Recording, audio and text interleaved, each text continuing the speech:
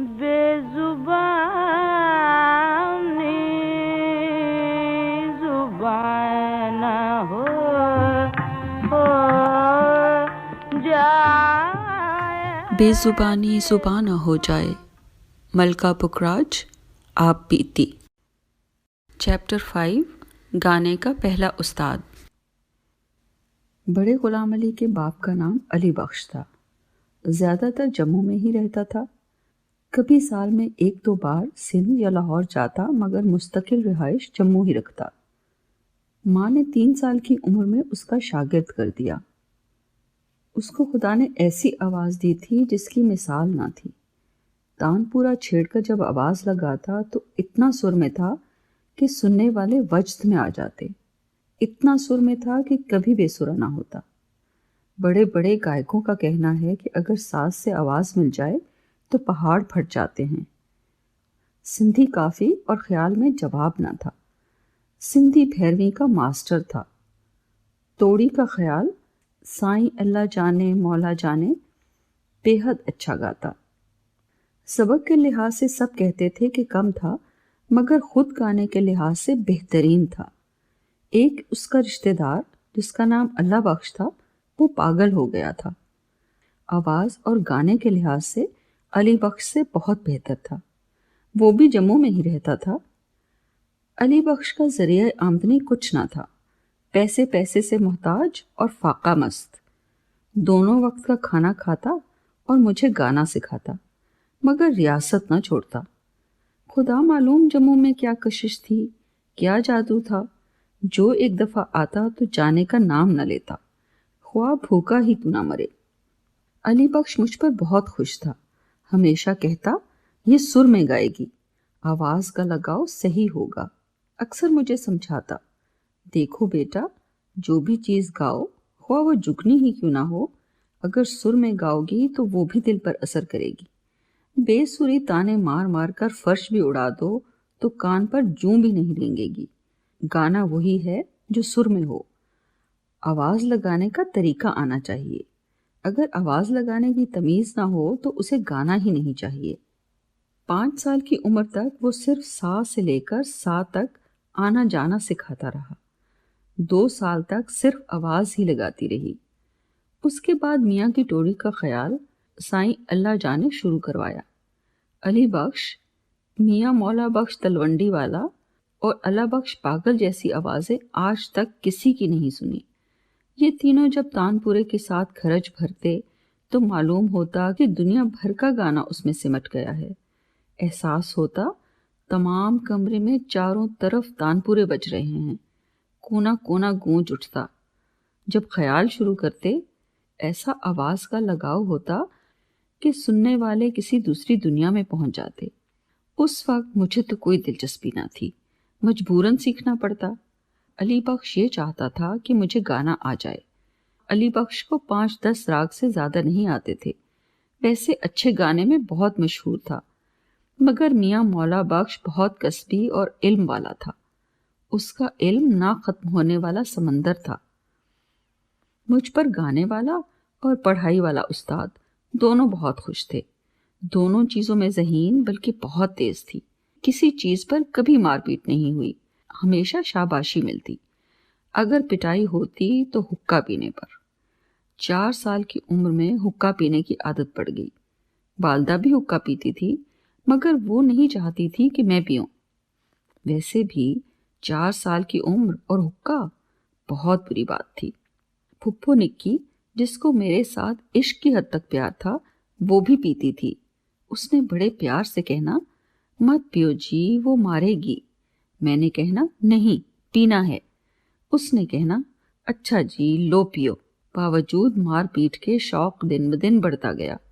ماں جس وقت دیکھ لیتی بے دریغ مارتی۔ بیچاری پھپھو نکی کی بھی بے عزتی کرتی۔ نوبت یہ پہنچ گئی کہ راستے میں جتنے سگریٹ کے ٹکڑے ملتے وہ اٹھا لیتی اور چوری چوری دکان پر بھی پیتی۔ کئی دفعہ ڈر سے حقے کا کش جلدی جلدی اور اتنے زور سے لگاتی کہ آنکھوں کے آگے اندھیرا چھا جاتا، مگر نامراد نہ چھوڑنا تھا، نہ چھوڑا۔ اللہ بخش، جو علی بخش کا چچا زاد بھائی تھا، علی بخش سے بہت اچھا گاتا اور علی بخش سے آواز بھی اچھی، مگر دماغی توازن کھو چکا تھا، کبھی جموں سے باہر نہ جاتا۔ سب لوگ یہ قصے سناتے تھے۔ مہاراج جموں نے کسی تہوار پر دنیا کے بڑے بڑے نامور گویے بلائے۔ علی بخش کا استاد بھی زمانے کا مانا ہوا استاد تھا۔ سب گویے دربار میں آ گئے، باری باری گویے گا کر سلام کر کے اپنی جگہ پر آ کر بیٹھ جاتے۔ اسی طرح علی بخش اور اس کا استاد گانے کے لیے آئے۔ گانا شروع ہوا۔ استاد شاگرد اکٹھے گاتے تھے۔ شاگرد کا فرض یہ ہوتا ہے کہ صرف استاد کی نقل کرے، یعنی استاد جو تان یا ارادہ کہے شاگرد اسی طرح دہرا دے، کوئی نئی چیز اپنی طرف سے نہ کہے۔ استاد بہت بوڑھا ہو چکا تھا، علی بخش جوان اور طاقتور تھا۔ سب نامور گویے موجود تھے۔ پھر مہاراج کا دربار، یہ سما دیکھ کر سب آداب بھول گیا، گاتے گاتے جوش میں آ گیا، بجائے نقل کرنے کے ایسی مشکل تان کہہ گیا کہ تمام دربار واہ واہ سے گونج اٹھا۔ استاد تو کہہ نہیں سکتا تھا، بڑی سبکی محسوس کی، دل ٹوٹ گیا۔ اتنی مشکل تان تھی وہ نہ کہہ سکا، بے بس ہو کر پیچھے دیکھا، علی بخش کی طرف دیکھ کر صرف اتنا کہا، پاگل چپ ہو جاؤ۔ اس زمانے کے استاد بھی نیک نیت تھے، صرف تابعداری اور خدمت سے اپنا فن دن رات کی محنت سے شاگرد کو سکھا دیتے۔ بلکہ ہر استاد کا مقولہ تھا کہ یہ چیز کوئی پیسے سے تھوڑا خریدی جاتی ہے۔ کئی شاگرد ایسے بھی تھے جو کھانا بھی استاد ہی سے کھاتے تھے، مگر خدمت اتنی کرتے کہ تمام رات بھی جاگنا پڑے تو گریز نہ کرتے۔ استاد کا کتنا دل جلا ہوگا۔ ایسی بددعا لگی کہ پہلے تو مہینہ 2 مہینے خاموش رہا، پھر پاگل ہو گیا۔ ہر وقت چپ چاپ بیٹھا رہتا، کبھی کسی سے کچھ نہ کہتا، نہ نہاتا نہ منہ دھوتا، لمبے لمبے ناخن، سر کے بال نہ دھونے کی وجہ سے لٹیں بنی ہوئی، گردن پر میل کی موٹی تہ جمی ہوئی جسے دیکھ کر سخت گھن آتی۔ نہ کسی سے بات کرتا نہ کچھ مانگتا۔ ہمارے گھر میں اوپر کی منزل کے صحن میں شہنشین تھا، اس پر آ کر بیٹھ جاتا، پتھرائی ہوئی آنکھوں سے خلاؤں میں گھورتا رہتا۔ آنکھیں اتنی سرخ تھیں جیسے خون۔ ہر ایک گانے کی فرمائش کرتا، مگر وہ کسی کے کہنے پر نہ گاتا۔ مجھے گود میں اٹھا کر کبھی کبھی خود ہی گانا شروع کر دیتا۔ مجھے اس سے بہت ڈر آتا۔ جب میری عمر 5 سال کی ہوئی تو اس کی یہی کوشش ہوتی کہ مجھے گود میں لے کر بیٹھے۔ جب وہ گھر آتا تو میں اس سے دور بھاگ جاتی۔ اس کے کپڑے اتنے گندے ہوتے کہ میل کوئلے کی طرح چمکتی۔ اس کے منہ اور جسم اور بالوں کا رنگ ایک ہی جیسا دکھائی دیتا۔ ہمیشہ میرے ساتھ بچوں کی طرح کھیلنا چاہتا۔ 5 سال کی عمر میں گانے کی کچھ سوجھ بوجھ ہو گئی تھی۔ ایک دن بیٹھے بیٹھے اس نے گانا شروع کر دیا۔ گانے کے بول تھے، باوے سجن تینٹی بے پروائی، تینکو ساڈری سار نہ کائی۔ کیا آواز تھی، کیا سوز تھا، کیا گانا تھا۔ ایسا معلوم ہوا جیسے دنیا کی ہر چیز تھم گئی ہے۔ مجھے تو خیر کیا سمجھ تھی، جو اور لوگ، میری ماں، خالہ، استاد تھے، سب بچوں کی طرح رو رہے تھے۔ ایک تو کافی کے بول ہی ایسے تھے جو اس کے بالکل حسب حال، دوسرے اس کا گانا، نہ سمجھ ہوتے ہوئے بھی رونا آ گیا۔ پوری کافی گا کر خاموش ہو گیا۔ لوگ بڑی کوشش کرتے کہ وہ گائے، کوئی دودھ پلاتا، کوئی کھانا کھلاتا، کوئی منتیں کرتا، خوشامد کرتا، مگر وہ کسی چیز کو خاطر میں نہ لاتا۔ مرضی کا مالک تھا۔ ہمارے گھر ہر روز بلا ناغہ آتا۔ اب مجھے اس سے بالکل خوف نہ آتا۔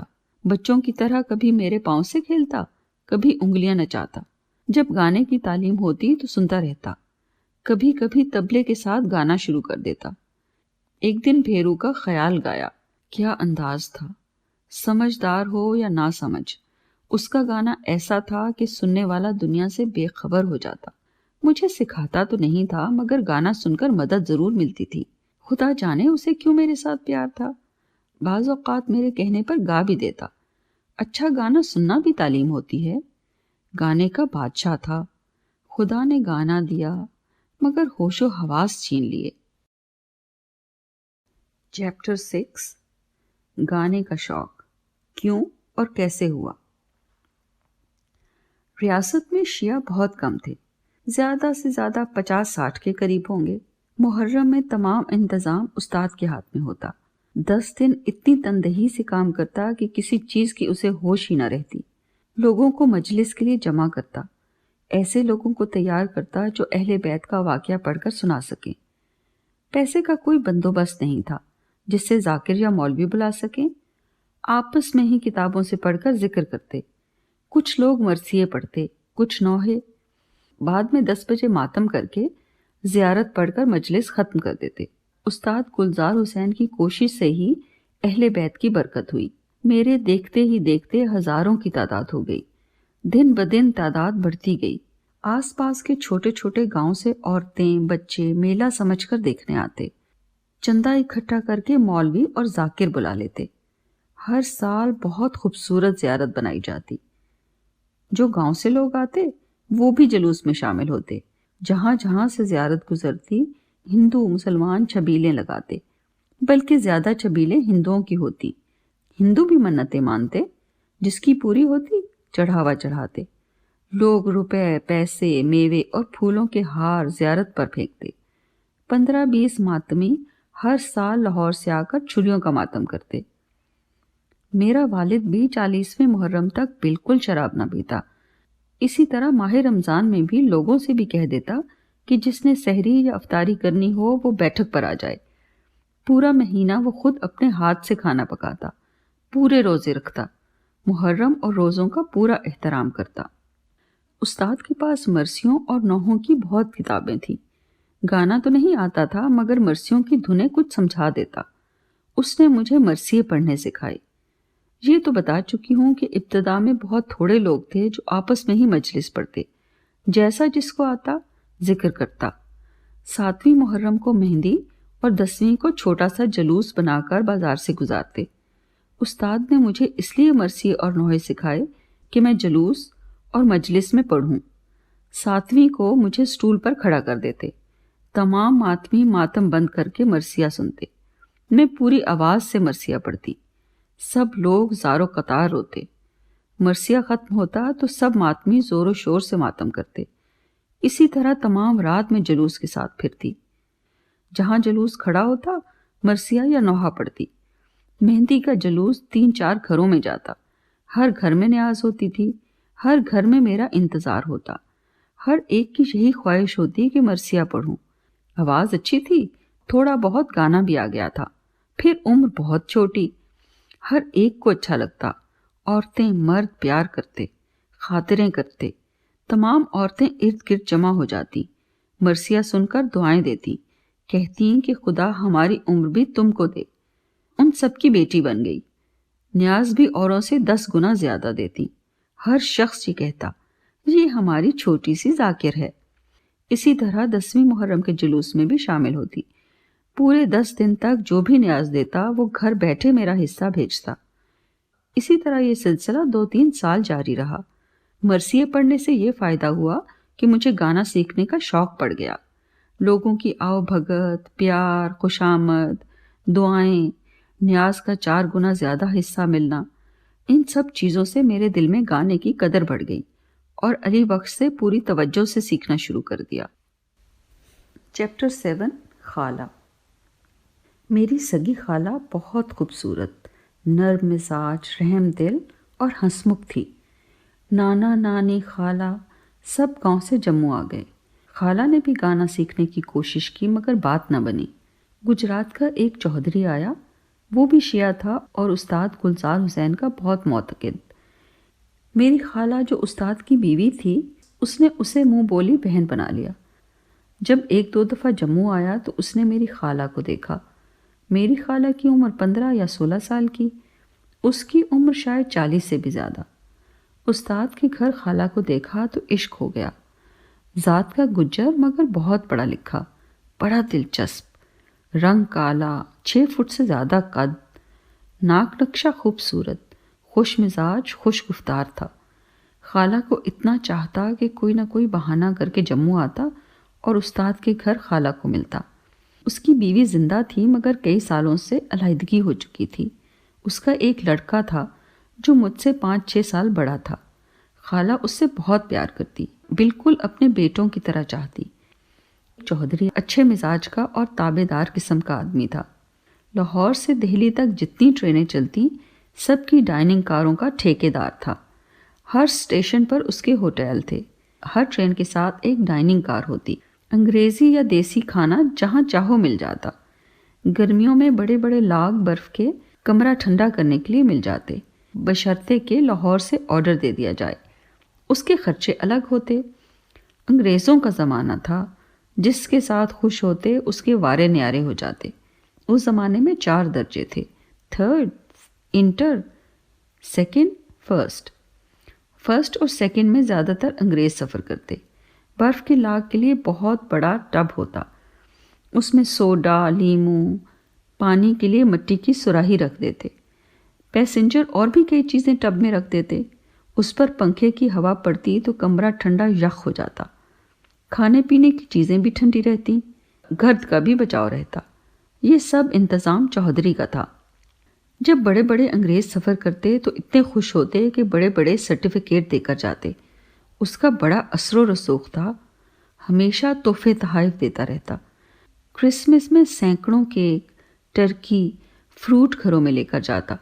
بغیر کوشش کے ہر سال اسے ٹھیکہ مل جاتا۔ استاد کی بیوی کا نام اللہ دتی تھا۔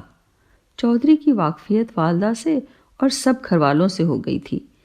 رہائش تو خالہ دتو کے گھر ہی رکھتا، مگر کبھی کبھار ہمارے گھر بھی آتا۔ میل ملاپ خالہ اور چودھری کا خالہ دتو ہی کرواتی تھی۔ 1.5-2 سال کے بعد چودھری نے والدہ کو کہا، میں شادی کرنا چاہتا ہوں۔ والدہ نے انکار کر دیا، بلکہ جب چودھری جموں آتا تو خالہ کا استاد کے گھر آنا جانا بند ہو جاتا۔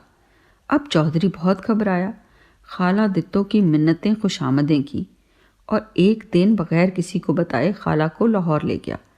خالہ دتو بیچاری کی بہت شامت آئی، مگر اس نے کہا کہ مجھے تو کسی چیز کا علم نہیں، مجھے ماں سے زیادہ خالہ کے ساتھ پیار تھا، بلکہ خالہ کو ہی ماں سمجھتی۔ خالہ بھی مجھے جان سے زیادہ پیار کرتی۔ خالہ دتو کا چچیرا بھائی تھا جس کو لاہور بھیجا۔ 4-5 روز کے بعد آیا اور بتایا کہ خالہ نے چودھری کے ساتھ شادی کر لی ہے اور اب واپس نہیں آئے گی۔ گھر میں رونا پیٹنا پڑ گیا۔ ماں اور نانے کو تو اتنا غصہ تھا کہ سامنے ہوتی تو جان لینے سے بھی دریغ نہ کرتے۔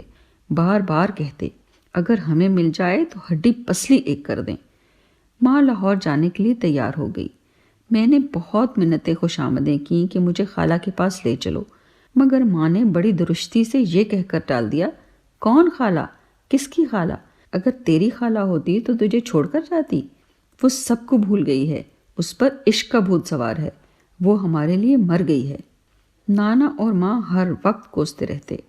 نانی کو خالہ کے ساتھ سب سے زیادہ پیار تھا۔ اس کا بیٹا 4 سال کا ہو کے پلیگ سے مر گیا تھا۔ ہر روز اسے یاد کر کے روتی رہتی تھی، اور اب صرف یہی 2 بیٹیاں تھیں۔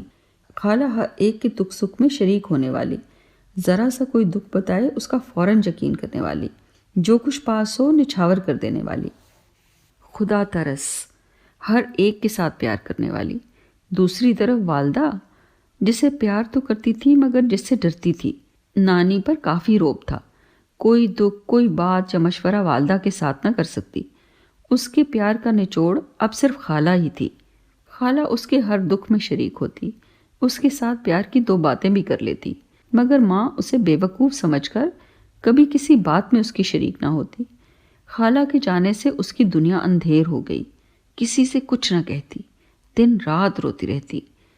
والدہ نے لاہور سے آ کر بتایا کہ وہ بالکل طوطا چشم ہو گئی ہے، اب اسے کسی کا خیال نہیں۔ نانی بیچاری کی ایک ہی ضد تھی کہ میں نے لاہور جانا ہے۔ آخر میرے نانا مان گئے اور ماموں کو ساتھ کر دیا۔ میں بھی تیار ہو گئی، اتنا روئی کہ آسمان سر پر اٹھا لیا۔ نانی نے کہہ دیا کہ اگر یہ نہیں جائے گی تو میں بھی نہیں جاؤں گی۔ نانا اور والدہ میرے جانے کے سخت خلاف تھے۔ وہ جانتے تھے کہ خالہ کو میرے ساتھ اندھا پیار ہے، شاید مجبور ہو کر واپس آ جائے۔ میں نے یہ بھی کہہ دیا کہ اگر نہیں بھیجو گے تو کھانا پینا بند کر دوں گی۔ خدا خدا کر کے سب کچھ طے ہوا اور خیر خیریت سے لاہور پہنچ گئے۔ خالہ نے جب مجھے دیکھا تو خوشی سے آنکھوں میں آنسو آ گئے۔ دوڑ کر یہ کہتی ہوئی، میں صدقے جاواں، گلے سے لگا لیا۔ کتنی دیر تک آنسو بہتے رہے۔ نانی نے بھی رو رو کر دل کا غبار نکال لیا۔ نانی نے کہا، سردارو، تو جانتی ہے میں تیرے بغیر نہیں جی سکتی۔ خالہ نے کہا، ماں فوراً میرے پاس آ جاؤ۔ نانی کہنے لگی، گھر کیسے چھوڑوں؟ خالہ نے کہا، जब और जिस वक्त तुम्हारा दिल चाहे लाहौर आ जाया करो। सारी दुनिया की बेटियां अपने घरों में जाती हैं, तुम भी माँ बाप छोड़ आई हो। अब यही मेरा घर है। मैंने कोई ऐसी बात नहीं की जो दुनिया से निराली हो। सच बता, क्या तेरा दिल नहीं चाहता कि मेरा अपना घर हो? नानी बेचारी को तो कोई लालच न था। वो दिल से चाहती थी कि उसका अपना घर हो, मगर दिल के हाथों मजबूर थी। नानी इतनी सीधी थी कि मरते दम तक रुपए के पैसे न गिनने आए। जब 2-2.5 रुपए का करियाना जमा हो जाता तो मैं कहती, मुझे करियाना चाहिए। वो सब पैसे सामने रख देती। मैं 2-2.5 रुपए का करियाना लेकर रुपया दे देती। वो खुशी से फूली न समाती कि रुपया पूरा हो गया। जब तक मैं छोटी थी हमेशा यही करती रही, मगर उसे कभी पता न चला। 5-6 रोज के बाद वापसी की तैयारी शुरू हो गई। खाला और चौधरी ने बहुत इसरार किया कि इतनी जल्दी क्या है, मगर नानी डरती थी शायद वालदा और नाना नाराज हो जाएं और हमेशा के लिए आना बंद कर दें। मेरा दिल तो ये चाहता था कि तमाम जिंदगी यहीं रहें, मगर नानी मजबूरन जाने के लिए तैयार हो गई। मेरे नाना भी गांव के लोगों की तरह औरत को पैर की जूती के बराबर समझते थे। वालदा की नज़रों में भी कोई ख़ास इज्जत ना थी। आती दफ़ा खाला ने नानी को और मुझे बहुत से पैसे दिए ताकि जब दिल चाहें लाहौर आ सकें। चौधरी ने भी बहुत प्यार किया। चौधरी का लड़का जो मुझसे 4-5 साल बड़ा था, उसे हमारा जाना बहुत बुरा लगा। दिन रात वो मुझसे खेलता था। मुझे कभी कहानियाँ सुनाता, कभी हम ताश खेलते, कभी गेंद, कभी आंख मचोली। ऐसी मज़े की बातें सुनाता कि हंस हंस कर लोट पोट हो जाते। मेरे लिए ये बिल्कुल अनोखी बात थी। न किसी हम उम्र के साथ कभी खेली न मिली। मेरे ऐसे दिन गुजरे कि जैसे ख्वाब देख रही हूँ। मर्जी से सोना, मर्जी से जागना, जो दिल चाहे करना, कोई रोक टोक नहीं। चौधरी के बेटे का नाम अमानत अली था। उसकी ऐसी फितरत थी कि संजीदा बात को भी ऐसे तरीके से इस्तेमाल करता कि वो मजाक मालूम होता। बाबा रोटी राम से दोबारा मुलाकात। वापस जम्मू आए। नाने और वालदा ने सोचा कि बाबे के सलाम को जाना चाहिए। हम जब से जम्मू आए हैं ये बाबे के पास नहीं गई। हालांकि बाबे ने दुआ की और ये पैदा हुई। बाबे की तारीफ़ें सुन सुनकर हमारे साथ जाने के लिए एक हिंदू एक मुसलमान भी तैयार हुए। हिंदू का नाम शनाक और मुसलमान का नाम मोहम्मद अली था। ये जम्मू में ही काम करते थे। ये बज़िद थे कि हम तो आप ही के साथ जाएंगे और बाबे से अपनी मुरादें पूरी करवाएंगे। जम्मू में बग़ैर मौसम के कद्दू आए थे। बाबा के लिए ख़रीद लिए कि गांव पहुंचकर गोश्त में पकाकर बाबा को खिलाएंगे। सब ने घोड़े किराए पर लिए। इखनौर पहुंचकर शाम पड़ गई। एक दूर के रिश्तेदार थे, रात उनके यहाँ गुजारी। सुबह इखनौर से हमीरपुर आ गए। बाबे के लिए कद्दू गोश्त और 2 पराठे पकाए, नीचे सालन, ऊपर पराठे रखकर दस्तरखान में बांधकर बाबे के पास चले गए। अभी दहलीज पर पाँव न रखा था कि बाबा बोला, गोबिंदा मलका मौजमा को लेकर आ गया है। हस्बे मामूल बाबा चारपाई पर बैठा लोगों से इधर उधर की बातें कर रहा था। अच्छे मूड में था। चेहरे पर नीम मुस्कुराहट थी। बातें करते करते भगत कबीर के दोहे निहायत सुर में गाने शुरू कर दिए। आवाज़ में सोज, सुर का लगाव अच्छा। मालूम होता था कि बाबा खुद हर चीज़ से बेखबर हो गया है। दोहे ख़त्म करके बाबा 5 मिनट खामोश रहा। मेरे नाना ने बाबे से कहा, बाबा हम तेरे लिए खाना लाए हैं, खा लो। बाबे ने कोई जवाब ना दिया, किसी और से मुखातिब हो गया। थोड़ी देर के बाद नाने ने फिर कहा, बाबा खा लो। बाबे ने फिर अनसुनी कर दी। हमारे साथ जम्मू से जो चौधरी आया था कहने लगा, बाबा मुझे तो सोने के कड़े पहना दो। बाबा उसे देखकर मुस्कुराया। नाना ने फिर बाबे को कहा, बाबा अब तो खाना खा लो। बाबा उकता कर बोला, खा लूंगा, है तो कद्दू गोश्त, क्यों घबरा गए हो? बगैर मौसम के कद्दू, फिर कपड़े में बांधा हुआ। बाबे को पता चल गया। बाबे की नज़र बहुत कमज़ोर हो गई थी, बावजूद कम दिखाई देने के। मगर जब हम आए हैं और दहलीज से बाहर ही थे, वही नाने का पुराना नाम, वही मेरा नाम, दस्तरख्वान में सालन और पराठे। हम सब हैरान हो गए। खाना बाबे के सामने रख दिया। बाबे ने आहिस्ता आहिस्ता खाना शुरू कर दिया। चौधरी फिर आहिस्ता से बाबे को कहने लगा, बाबा میں نے تو سونے کے کڑے پہننے ہیں، بابا جھٹ ڈوگری زبان میں بولا۔ کیوں نہیں جکی، پواگ تو کی پواگ، سونے کے نہیں لوہے کے۔ جو ہندو تھا وہ کہنے لگا، بابا میں تو بابے نے بہت بڑی گالی بیٹی کے دے کر کہا، تو تو یہ ہے۔ وہ بیچارے دونوں خاموش ہو گئے۔ بابا دیر تک ادھر ادھر کی باتیں کرتا رہا، گالیاں ایسی ایسی سنی جو کبھی نہیں سنی تھی۔ پھر نانے سے باتیں کرنے لگا، کہنے لگا، گوبندا، جموں میں تو کتے بھونکیں گے، دیکھو نا، جس وقت کالے منہ والی چڑیل تمام شہر میں پھرے گی تو کتے ہی رو سکتے ہیں۔ چلی تو جائے گی مگر اس وقت جب اس کے ٹھیکرے میں کوئلے ختم ہو جائیں گے۔ جتنی دیر تک آگ نہیں بجھے گی وہ خوب سیر کرے گی، مگر کتے روتے ہی رہیں گے۔ گوبندا، تو تو عقل مند ہے، بھلا میں کیا کر سکتا ہوں؟ وہ چڑیل بڑی نامراد ہے، کالے منہ والی ہے، سر پر آگ کا ٹھیکرا لے کر چلتی ہے۔ سب باتیں نانا کے ساتھ کی۔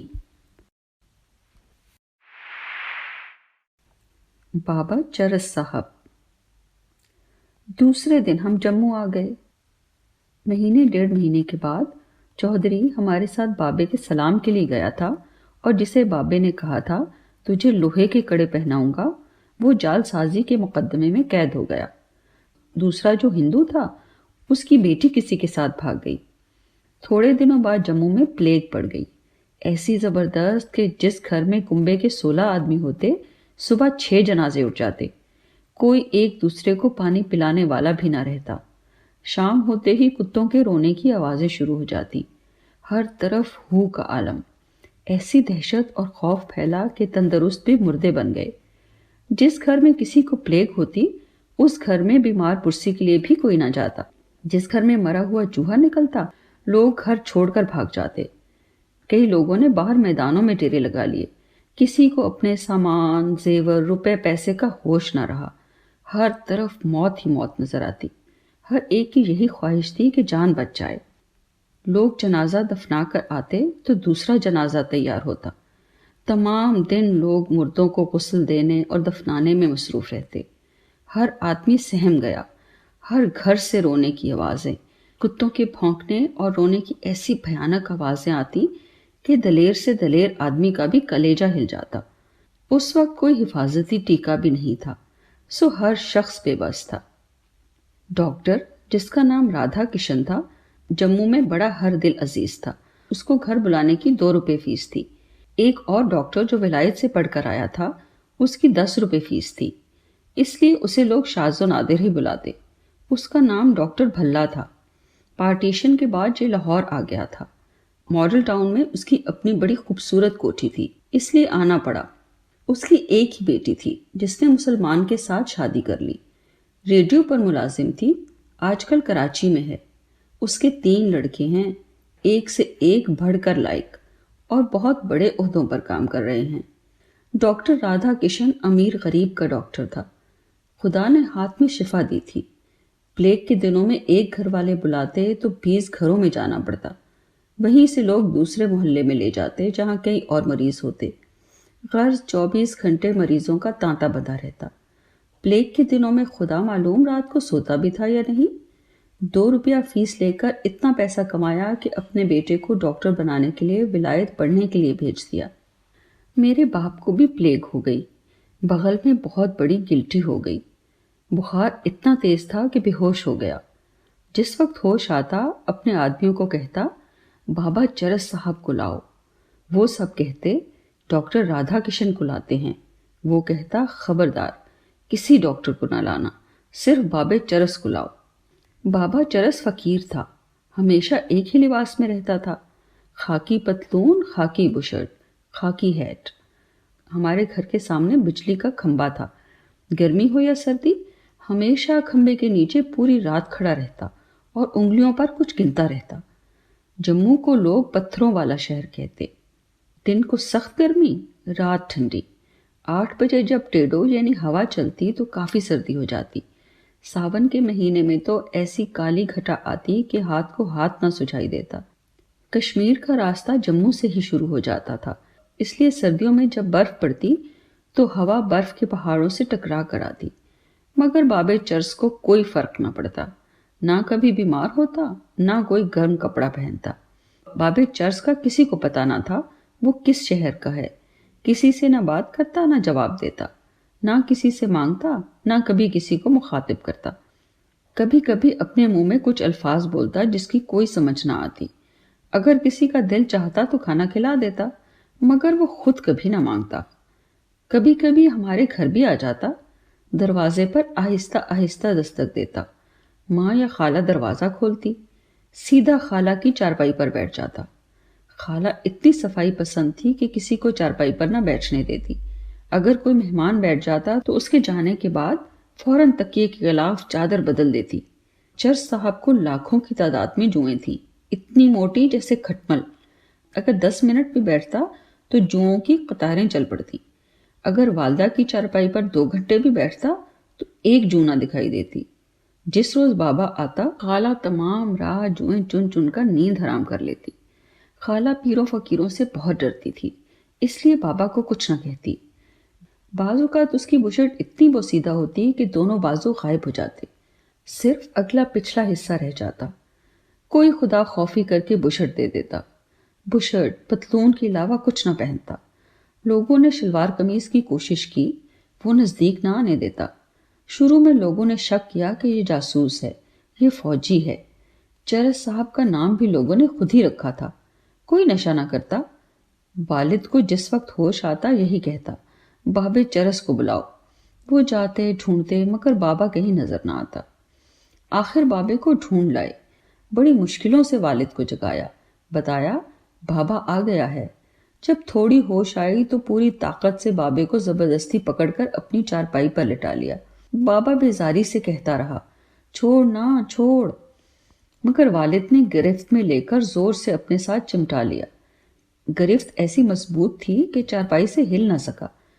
1.5-2 گھنٹے خاموش لیٹا رہا، پھر خود ہی چلا گیا۔ دوسرے دن والد کو آرام تھا، جو بغل کی گلٹی تھی وہ کم ہونی شروع ہو گئی۔ 1-2 دفعہ بابے کو پھر پکڑ کر منگوایا، 10-15 روز میں بالکل ٹھیک ٹھاک ہو گیا، نہ دوا کھائی نہ ڈاکٹر کو دکھایا۔ لوگوں نے، والدہ نے، ہر ایک نے کہا ڈاکٹر کو دکھاؤ، مگر اس نے ہمیشہ یہی کہا، میرا ڈاکٹر اللہ ہے یا بابا چرس۔ اللہ نے والد کو بال بال بچا لیا۔ آہستہ آہستہ پلیگ سے نجات ملی، سب کام کاج معمول پر آ گئے، دلوں سے پلیگ کا خوف جاتا رہا۔ روٹی رام کی وہ پیشن گوئی، جموں میں کتے روئیں گے، چڑیل سر پر آگ کی انگیٹھی لے کر پھرے گی، آگ ختم ہوگی تو چلی جائے گی، سب باتیں پوری ہو گئیں۔ دہلی۔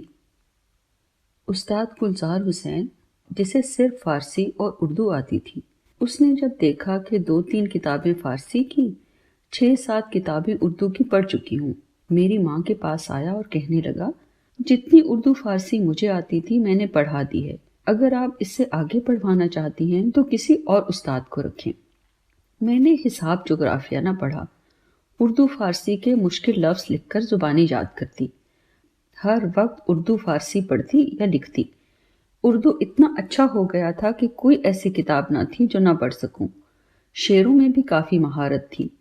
جموں کے جتنے پڑھے لکھے لوگ تھے سب دکان پر پان کھاتے، بیٹھ کر شعر و شاعری کرتے۔ اس زمانے میں لوگ غالب، میر، مینائی، ذوق، بہادر شاہ ظفر کو پسند کرتے تھے۔ ہر روز شام کو 1-1.5 گھنٹہ خوب بحث و مباحثے ہوتے۔ مجھے بھی شعروں کا مطلب تھوڑا بہت سمجھ میں آ جاتا۔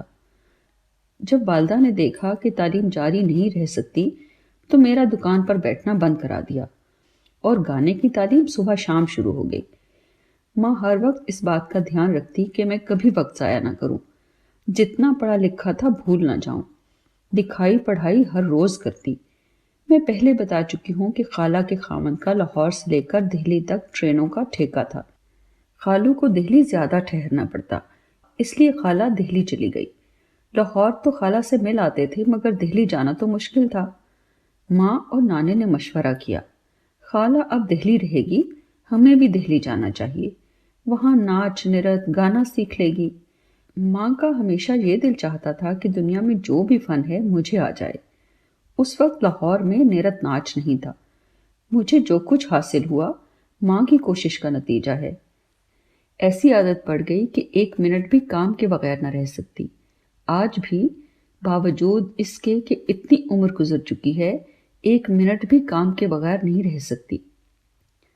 والدہ کے منہ پر چیچک کے داغ تھے، کہیں کہیں اتنے گہرے نشان تھے جیسے کوئی چیز جل جاتی ہے۔ نقش اچھے تھے مگر جلد بہت خراب۔ شاید اسی لیے وہ اپنی تمام کمیاں مجھ پر پورا کرنا چاہتی تھی۔ ہنسی مذاق کی بات، پیار یا پیار کا اظہار کبھی نہ کرتی۔ مجھے بھی کوئی خاص پیار نہ تھا۔ اگر یہ پتہ چلتا کہ وہ 2-4 روز کے لیے جا رہی ہے تو بڑی خوشی ہوتی، دعائیں مانگتی کہ جلدی واپس نہ آئے۔ ہر وقت اسے یہی خیال رہتا، پڑھائی لکھائی گانا کسی چیز میں ناکا نہ ہو۔ دہلی جانے کی تیاری شروع ہو گئی۔ نانا اکیلا تھا، خالو نے مدد کی۔ چھوٹا سا اور سستا مکان چتلی قبر میں کرائے پر لے لیا۔ تمام بندوبست کر کے نانے نے خط لکھا کہ آ جاؤ۔ ایک سارنگی اور طبلے والے جو ہمیشہ تعلیم میں میرے ساتھ ہوتے تھے، ماموں نانی والدہ سب جانے کے لیے تیار ہو گئے۔ خالہ اور پھپھو نکی جموں ہی رہ گئے۔ دونوں بہت روئیں۔ پہلا موقع تھا جو میں ان سے جدا ہو رہی تھی۔ سب ٹھیک ٹھاک دہلی پہنچ گئے۔ خوشی یہ تھی کہ دہلی میں خالہ خالو کا بیٹا ہوگا۔ اس کا ہنسی مذاق، باتیں، خالہ کا پیار۔ سچ یہ ہے کہ خالہ ہر وقت میری نظروں کے سامنے رہتی۔ جب سے وہ گئی تھی جموں کاٹنے کو دوڑتا تھا۔ وہ میری ہر بات مانتی۔ خالہ نہیں سہیلی تھی۔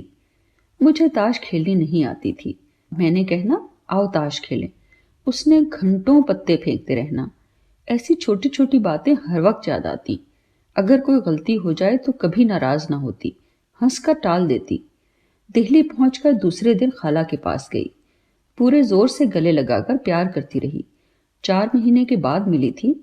خالہ کا بیٹا امانت علی بے انتہا خوش تھا۔ چودھری کو ناولوں، رسالوں اور مذہبی کتابوں کا بہت شوق تھا۔ اچھی سے اچھی ڈھیروں کتابیں تھیں۔ فسانہ آزاد کی 4 جلدیں، چوڑی اور موٹی موٹی، دوسری کتابوں سے بالکل مختلف۔ میں نے 8-10 صفحے پڑھے۔ پرنٹ بہت موٹا اور صاف تھا۔ آتی دفعہ خالو سے پوچھا، کیا فسانہ آزاد ساتھ لے جا سکتی ہوں؟ اس نے کہا جتنی چاہے لے جاؤ، شرط یہ ہے کہ کوئی کتاب خراب نہ ہو۔ فسانہ آزاد کی 4 جلدیں ساتھ لے آئی۔ اس سے پہلے کبھی کوئی قصے کہانی کی کتاب نہیں پڑھی تھی، سوائے خشک کتابوں کے۔ 2، 3، چھٹی، 7ویں فسانہ آزاد کا ایسا مزہ آیا، دل چاہتا تھا کہ ہر وقت پڑھتی رہوں۔ کئی دفعہ کھانا کھاتے وقت بھی کتاب سامنے رکھ لیتی۔ پرنٹ اتنا موٹا اور صاف تھا کہ پڑھنے میں کسی قسم کی دقت نہ ہوتی۔ اس وقت تو اتنا شعور نہ تھا، مگر اب میرا خیال ہے کہ ایسا بامحاورہ اردو شاید ہی کسی اور کتاب میں ہو۔ پرانی تہذیب کا ایسا نقشہ کھینچا تھا کہ پڑھنے والے کو محسوس ہوتا کہ جیسے خود بھی وہ سب کچھ دیکھ رہا ہے۔ مثلاً عید کا ایسا منظر دکھایا، معلوم ہوتا کہ ہم بھی اسی زمانے میں چل پھر رہے ہیں۔ اب میں نے بہت کوشش کی، بہت ڈھونڈا، مگر ویسے پرنٹ کی کہیں سے نہیں ملی۔ ایسا برا پرنٹ ہے کہ پڑھنے کو دل بھی نہیں چاہتا۔ یہ رتن ناتھ سرشار کی لکھی ہوئی ہے۔ اس کے پڑھنے میں ایسی مشغول ہوئی کہ والدہ کو سخت چڑ ہو گئی۔ جموں تو کبھی ناول یا رسالہ پڑھنے کو چھوڑ دیکھنے کو بھی نہ ملا تھا۔ گھر میں سبھی ان پڑھ تھے۔ جب فسانہ آزاد پڑھا تو دنیا ہی بدل گئی۔ مگر ماں کی نظروں میں میں اپنا وقت ضائع کر رہی تھی، سوائے ناچ گانے اور غزلیں پڑھنے کے۔ قصے کہانیاں پڑھنے سے دماغ خراب ہو جاتا ہے۔ اس زمانے میں پرانے لوگ کہتے تھے، شاہ بہرام کا قصہ جو پڑھتا ہے پاگل ہو جاتا ہے۔ والدہ کا بھی یہی خیال تھا کہ ناول پڑھوں گی تو پاگل ہو جاؤں گی۔ اب چوری سے پڑھنا پڑتا۔ دوپہر کو جب وہ سوتی تو میں جلدی جلدی فسانہ آزاد پڑھتی۔ ویسے تو جموں میں بھی میری کوئی سہیلی نہ تھی۔ پھپھو نکی، خالہ، اڑوس پڑوس، جانے پہچانے چہرے، مگر یہاں تو لباس الگ، زبان الگ، نہ کسی سے جان نہ پہچان۔ بس کبھی خالہ کے جاتی، صرف رات رہ کر صبح تعلیم کے لیے واپس آ جاتی۔ سوائے اپنے گھر کے اور کوئی تفریح نہ تھی۔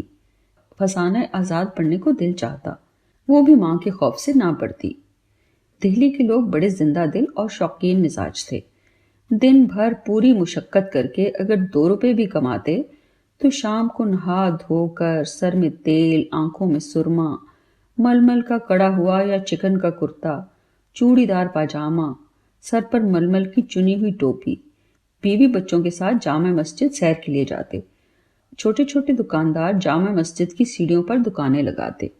دکانوں پر بچوں کے کھلونے، گھر کے استعمال کی چھوٹی چھوٹی چیزیں، عورتوں کے لیے چوڑیاں، پیتل اور چاندی کے زیور، چینی کے سستے برتن، ریڈی میڈ کپڑے، جوتے، ہر قسم کے سوتی اور ریشمی سستے کپڑے، جانور، مینا، طوطے، بے، کئی دفعہ کالے ہرن کے بچے بھی بکنے کے لیے ہوتے۔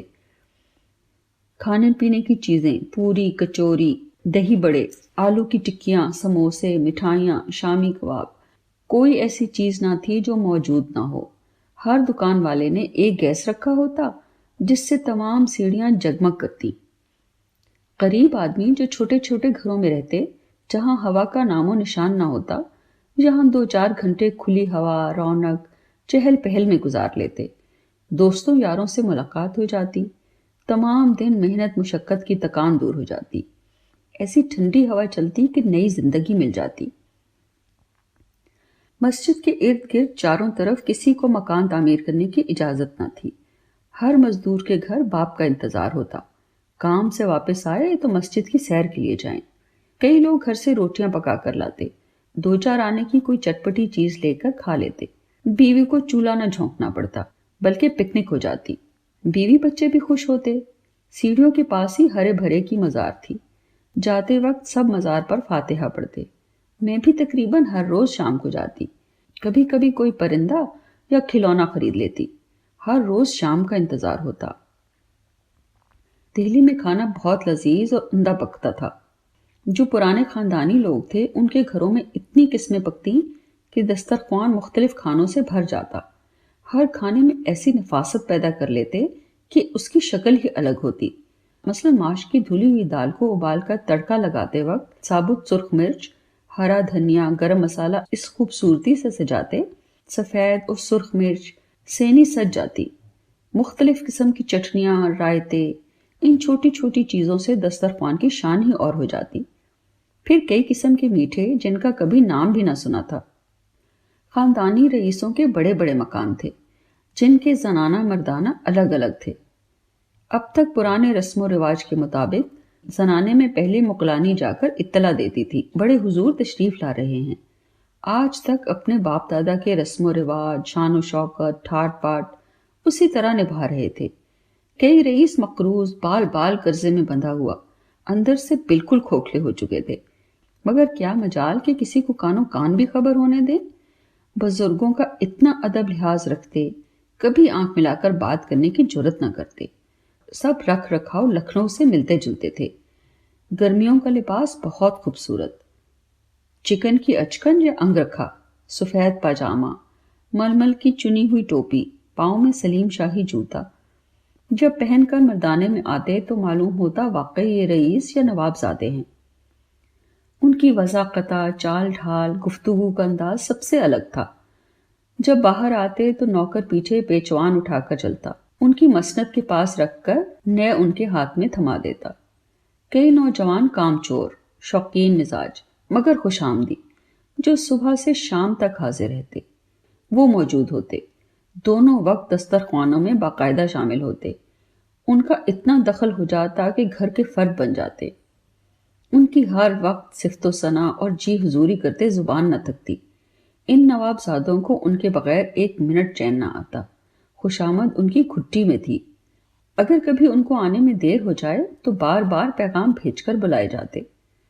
شان و شوکت قائم رکھنے کے لیے مشاعرہ، قوالی، مجرے کی محفلیں سجانی پڑتی، جن میں خاص خیال رکھا جاتا کہ کوئی کھانا ایسا نہ ہو جو دسترخوان پر موجود نہ ہو۔ شاہی طریقے پر اہتمام کیا جاتا۔ پتنگ بازی، بٹیر بازی، گتکا، کبوتر بازی، مرغوں کی لڑائی۔ جب میں بچپن میں گئی ہوں تو ان چیزوں کے شوق امیروں غریبوں کو تھے۔ اوسط درجے کے لوگوں کو پہلوان کہلوانے کا شوق تھا تاکہ دوسرے طاقتور سمجھ کر خوف کھائیں۔ ایسے پہلوان جنہیں دیکھ کر ہنسی آتی، چھاتی بٹیر جتنی، جالی کی بنیان پر ململ کا کرتا پہن کر بازار میں ایسے اکڑ کر چلنا کہ بغلیں جسم کے نزدیک ہی نہ آتی۔ बेचारे सूखे, कमजोर, ठिगने, मगर पहलवान कहलाने का शौक। फिर भी लोगों में जिंदगी थी, सैर व तफरीह का शौक, हर मौसम, हर त्योहार मनाने वाले। सावन भादों में काली घटाएं या थोड़ी सी बारिश हो जाए तो फौरन दोस्तों को इकट्ठा करके हस्बे हैसियत खाने पीने की चीजें लेकर कुतुब मीनार या औखला दरिया पर सैर के लिए पहुंच जाते। बसंत के त्योहार में पूरा महीना पतंगबाजी और गतका खेलते। हर रोज गतके के माहिर जुलूस निकालते। जुलूस के साथ बत्तियों से भरे हुए बड़े बड़े छज्जे और गैस, ढोल, ताशे, नफेरियां, शहनाई इतने अच्छे बजाते कि हर एक वाह वाह करता। खुदा मालूम अब वो लोग कहाँ गायब हो गए हैं। गतकेबाज ताल के साथ आमने सामने खड़े होकर तलवार के साथ अपने अपने दाव पेच दिखाते। बदन में ऐसी फुर्ती और लचक होती कि सब दंग रह जाते। तमाशाई इतनी दाद देते कि वो घंटों करतब दिखाते रहते।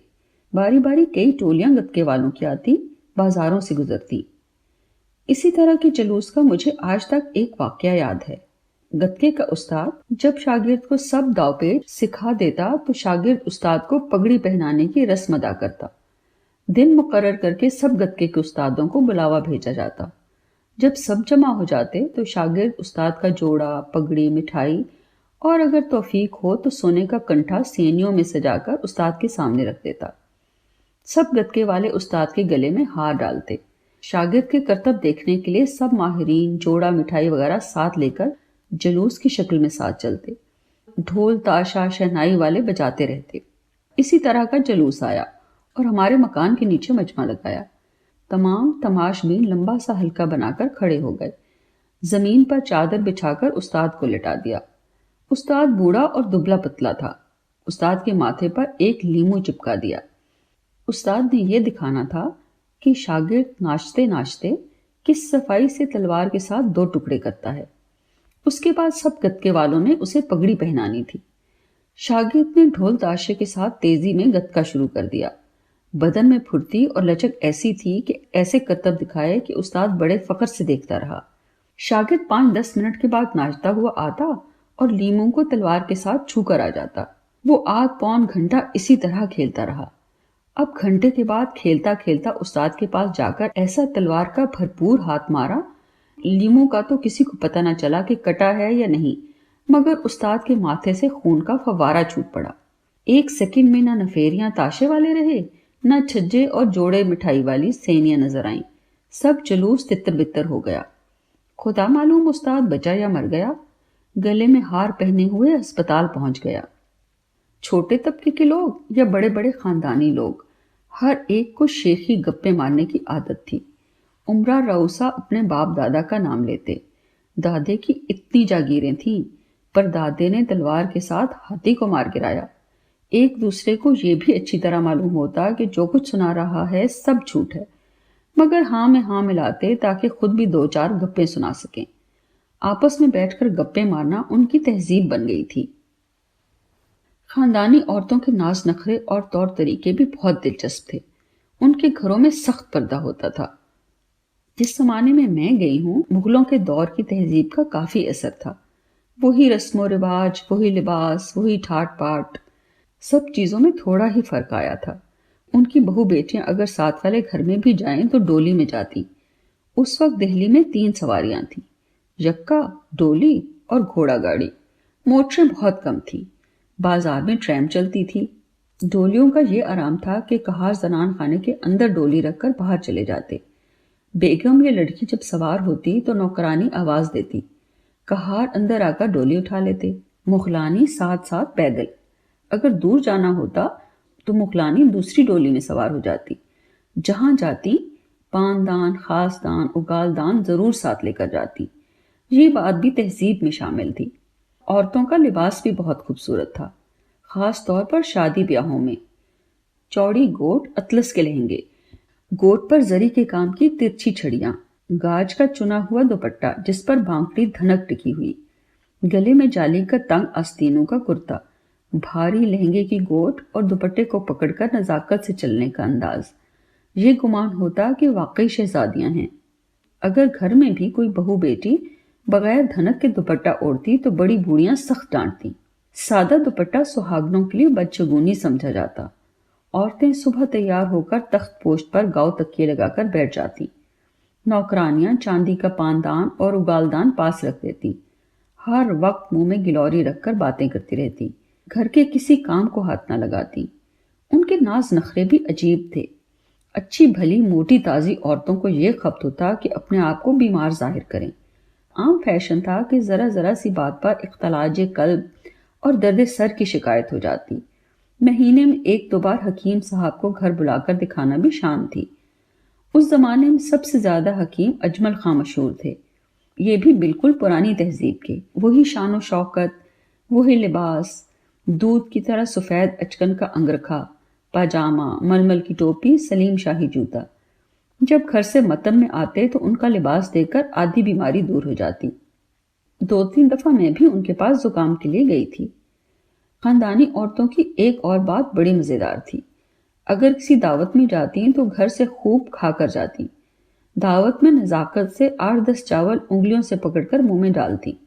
اگر روٹی توڑتی تو تنکے کے برابر۔ یہ ہر عورت کی ادا تھی۔ میرے لیے روزہ افطاری بھی نہیں تھی۔ اپنی طرف تو کبھی نام بھی نہیں سنا تھا۔ پورا مہینہ خوب رونق رہتی۔ ہر روز کسی نہ کسی کے گھر روزہ کشائی ہوتی۔ بڑے اہتمام سے کھانے کی چیزیں، مختلف قسم کے شربت، کبھی کبھی کسی باغ میں بھی لوگ اپنی اپنی چیزیں لے کر جمع ہو جاتے۔ پورا مہینہ ایسے گزرتا جیسے ایک ہفتہ۔ جب تک انگریز کا راج رہا ان کی شان شوکت قائم رہی۔ انگریز کے دور کے بعد آہستہ آہستہ لباس، معاشرہ، رسم و رواج، ٹھاٹ پاٹ ایسے ختم ہوئے کہ آج کے لوگ تصور بھی نہیں کر سکتے۔ پارٹیشن کے بعد جب دہلی گئی تو ہر جگہ تلاش کرتی رہی، کوئی ایک آدمی تو نظر آئے جو دہلی کے لباس میں ہو۔ قسم کھانے کو بھی نہ کوئی عورت دیکھی نہ مرد جو پرانی تہذیب کی یادگار ہو۔ نہ نوابی ٹھاٹ کی گھوڑا گاڑیاں، نہ فیشن، بلکہ ڈولیاں جو ہزاروں کی تعداد میں تھی خدا معلوم کہاں غائب ہو گئی۔ اب تو یہ بھی پتہ نہیں چلتا کہ ہندو کون ہے اور مسلمان کون۔ جامع مسجد کو تو دیکھ کر رونا آتا ہے، چاروں طرف کوڑا کرکٹ، گندگی، یقین ہی نہیں آتا کہ یہ وہی جامع مسجد ہے۔ بعد میں ہر مہینے ریڈیو پر پروگرام کے لیے آتی رہی۔ اس وقت بھی دہلی زندہ تھی، جامع مسجد میں چہل پہل تھی۔ لوگ اس وقت بھی کہا کرتے تھے کہ دہلی 7 دفعہ اجڑ چکی ہے، مگر نہیں، اس وقت بھی دہلی زندہ تھی۔ اگر اجڑی ہے تو پارٹیشن کے بعد۔ جو کچھ بچپن میں دیکھا تھا، دہلی زندہ تھی۔ جو دہلی میں تبدیلی دیکھی ہے شاید ہی کسی اور جگہ آئی ہو۔ لکھنؤ ہر مہینے پروگرام کے لیے جایا کرتی تھی۔ بڑے شوق سے دہلی کے بعد لکھنؤ گئی، دہلی سے بھی زیادہ اجڑا ہوا دیکھا۔ افسوس کہ اب جامع مسجد کے ارد گرد اتنا گند ہے کہ ان دنوں کا کوئی تصور بھی نہیں کر سکتا۔ 50 سال کے بعد دہلی گئی، نہ وہ دکانیں، نہ صفائی، کوڑے کرکٹ سے بھرا ہوا میدان، چاروں طرف جھونپڑیاں، غلاظت، دیکھنے کو دل نہیں چاہتا۔ بلکہ وہ زمانہ یاد کر کے رونا آ گیا۔